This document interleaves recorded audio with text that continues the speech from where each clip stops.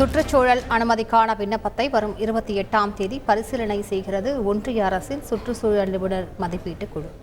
கூடுதல் விவரங்களை செய்தியாளர் பாஸ்கரிடம் கேட்கலாம். பாஸ்கர், வணக்கம் பாஸ்கர். இது தொடர்பான முழு விவரங்களை பதிவு பண்ணுங்க பாஸ்கர். பரந்தூர்ல இரண்டாவது புதிய விமான நிலையம், பசுமை விமான நிலையம் அமைப்பதற்குண்டான நடவடிக்கைகளை மத்திய மாநில அரசுகள் தொடங்கி நிலம் கையகப்படுத்தும் பணி நடைபெற்று வருகிறது. தமிழ்நாடு தொழில் வளர்ச்சி கழகம் சுற்றுச்சூழல் அமைச்சகத்திடம் விண்ணப்பித்திருக்கிறது.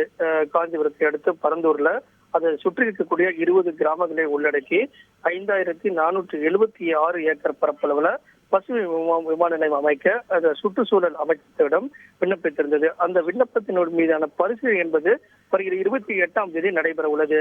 அதன் அடிப்படையில் அந்த சுற்றுச்சூழல் நிபுணர் மதிப்பீட்டு குழு அந்த பரிசீலனையை எடுத்துக்கொண்டு அந்த தமிழக அரசினுடைய விண்ணப்பத்தை அதன் மீதான பல்வேறு விதமான ஆலோசனைகளை மேற்கொள்வார்கள். அதன் அடிப்படையில தான் அனுமதி என்பது வழங்கப்படும். அந்த அனுமதி கிடைக்கப்பட்டவுடன் பணிகள் என்பது துரிதமாக மேற்கொள்ளப்படும். அந்த வகையில பசுமை விமான நிலையம் அமைப்பதற்குண்டான சாத்தியக்கூறுகளுக்காக ஏற்கனவே ஓய்வு பெற்ற IAS அதிகாரி மகேந்திரன் தலைமையில குழு அமைக்கப்பட்டு அந்த அறிக்கையும் சமர்ப்பிக்கப்பட்டது.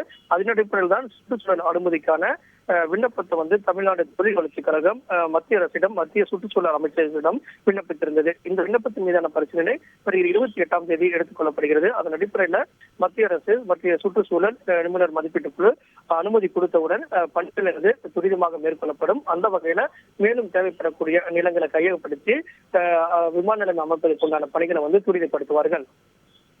விவரங்களுக்கு நன்றி பாஸ்கர். செய்திகளை உடனுக்குடன் தெரிந்து கொள்ள உடனே சப்ஸ்கிரைப் பண்ணுங்க.